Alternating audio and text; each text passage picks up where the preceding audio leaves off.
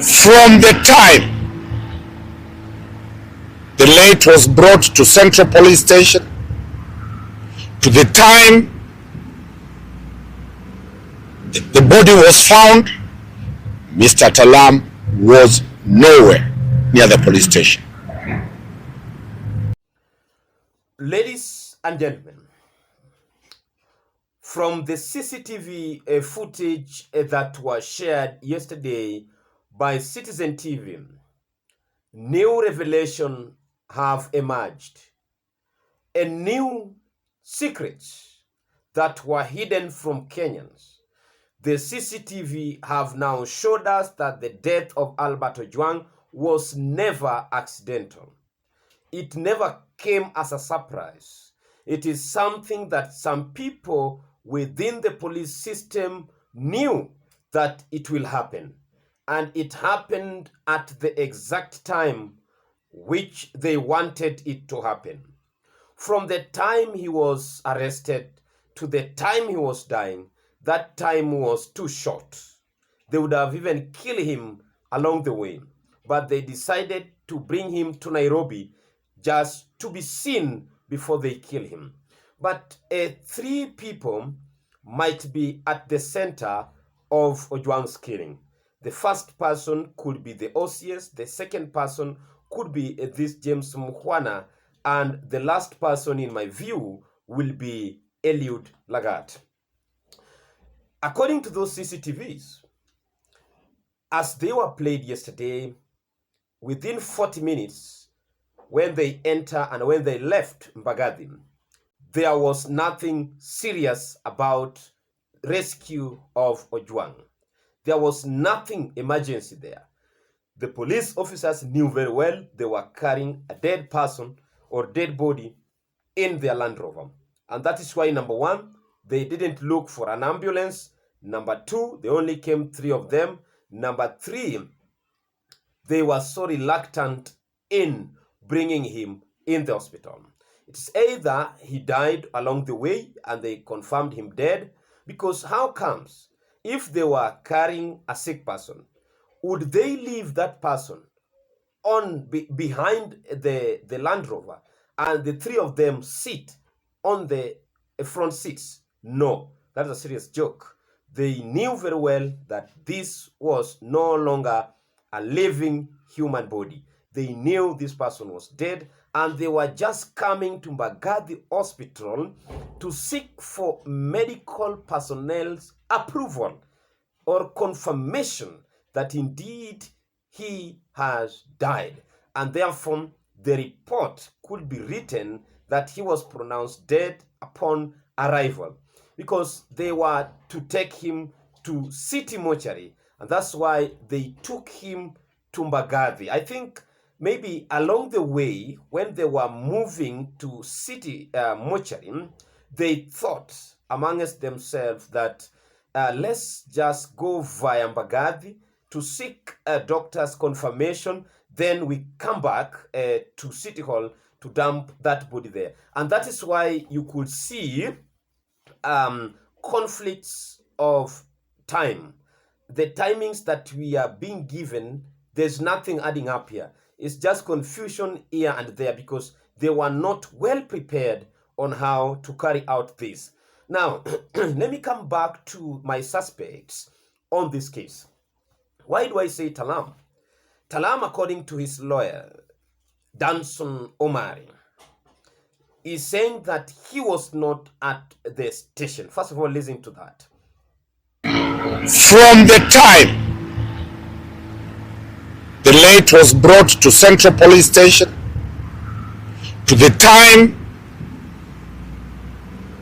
the body was found, Mr. Talam was nowhere near the police station.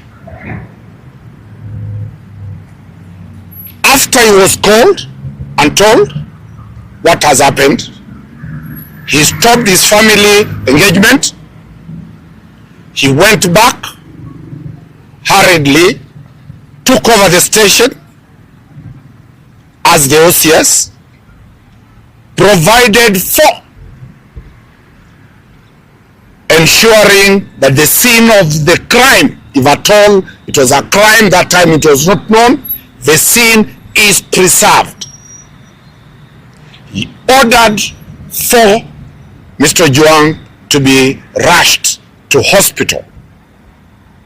He took over the station around 2 something. Third, 01:35 hours. The same PC Mohammed Hilo Abdullahi again made an entry in the occurrence book. What did he say? Now, Duty Officer IP Nganga and the cell sentry PC Kimani have visited the cells and found, and I'm reading verbatim, you have the extract of the OB, the one you are referring to. Yes, we have. You can supply the same to us. Yeah. I'm just reading for purpose of the Hansard. Okay. And have found most of them well, apart from the last cell where he found a prisoner, namely Albert Ojwang, who was alone in his cells, making a lot of noise while kicking the cell walls. Now, where was he? According to lawyer Danson Omari, Talam was attending family matters, and upon being briefed or informed of the incident at the station, he left the family matters to come to the station. Now, others are saying that Talam was having some good time somewhere. I think as I say that, you understand. You, the elders, you understand the good time. Talam was enjoying himself somewhere with certain somebody. And once he received the call, he quickly rushed to the station. But even what the lawyer is saying is still not adding up, because the lawyer is saying that Talam came back to the station at around 2 something and ordered that the Ojwang to be rushed to the hospital. But if you look at the CCTVs, it is recorded that this CCTV captured these people arriving at the hospital premises at 1:30, not past 2, 1:30. So there is a game here. So Talam is also a possible or a prime suspect on this case, because even him, he cannot tell the truth. Is it possible that Talam did not even come to the station? And if at all, why was he not in the station? So he knew that this person will be killed here. So he had excused himself. He wanted these things to take place when he is not around. Now, come to James Muhwana, the police officer who was arraigned in court last week.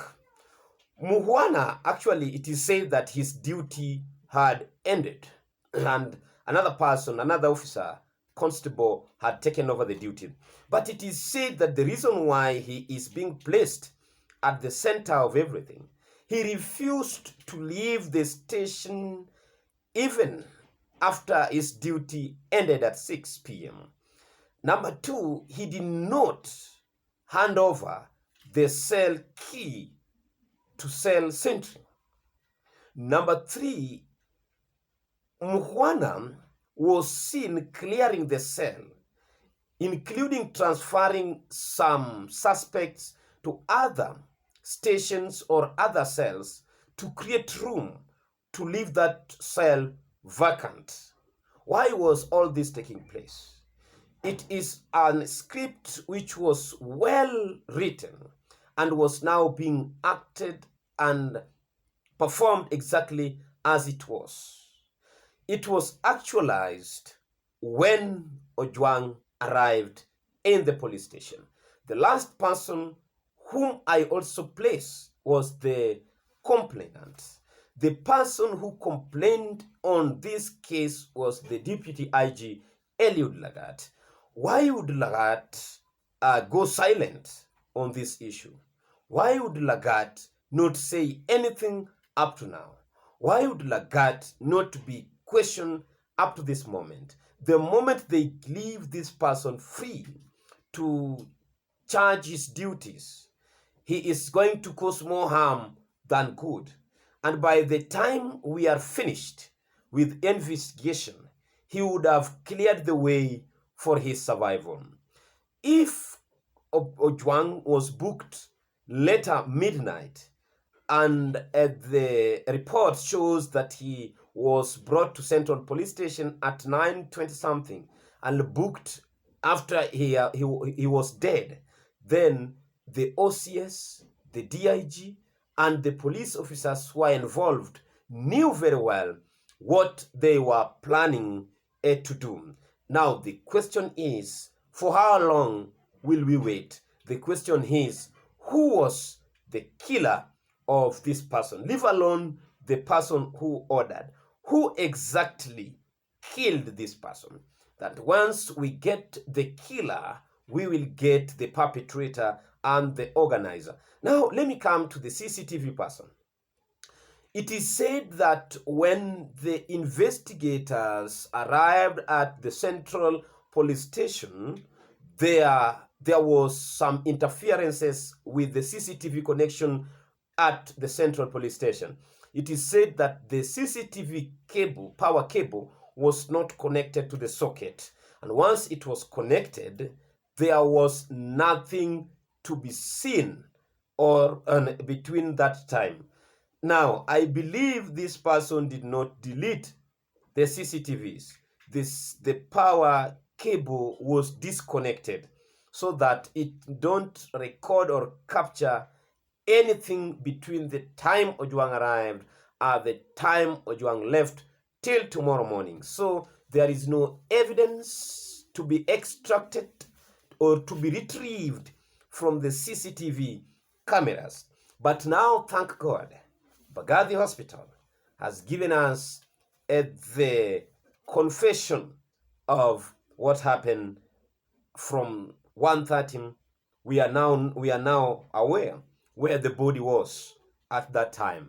Not in police cell, not in City Mortuary, not in Karura Forest, but between Central Police Station to Mbagathi Hospital. Thereafter, they got leeway to go and book him at the City Mortuary, waiting for the breaking news tomorrow morning. Thank you, ladies and gentlemen, and may God bless you. Do not forget to subscribe, share, and also drop your comment, your opinion on the comment section.